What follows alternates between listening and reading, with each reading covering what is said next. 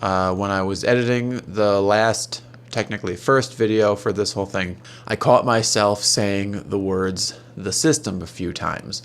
And because of the way that this conversation has been had in the past, especially online, when any sort of critically thinking person hears someone else saying some very strange, questionable things, when they hear them use the term "the system," basically all of their credibility flies out the window. And again, that's very much by design. You're not really supposed to talk about these kind of things. And typically when someone starts talking about these kind of things, they start to sound really crazy and they start to sound super conspiracy nutty. I want to stress for my own mental health that I am not a conspiracy nut. Now, let me do say that there have obviously been conspiracies. There have been conspiracies across every single government for the whole history of governments. So basically, ever since there's been people wielding power over other people and they're disseminating information and they're controlling people's lives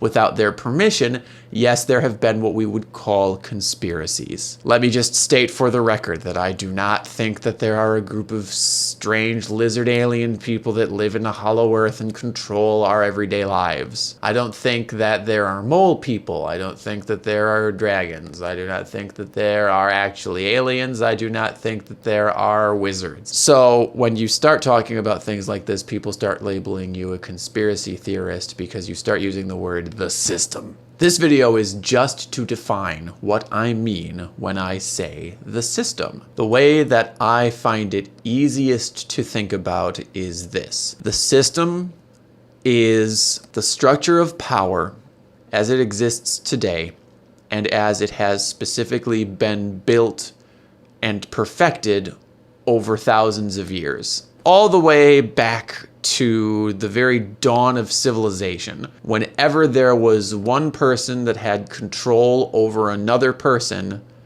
that was the system. There have obviously been cultures throughout history that did not have this kind of system. There were cultures that were mutualist. There were cultures that were cooperatives.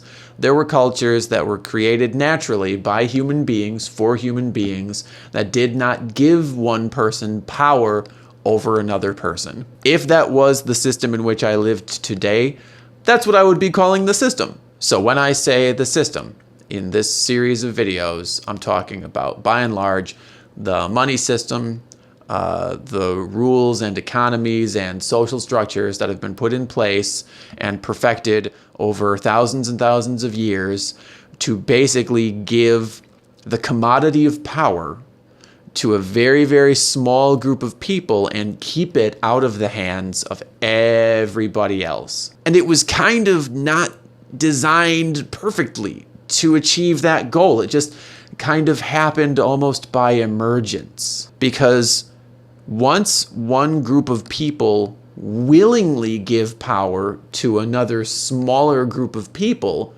they're partially to blame. It's a little bit history's fault for letting it get this bad. So the burden of guilt is not necessarily on your shoulders. It's not on my shoulders.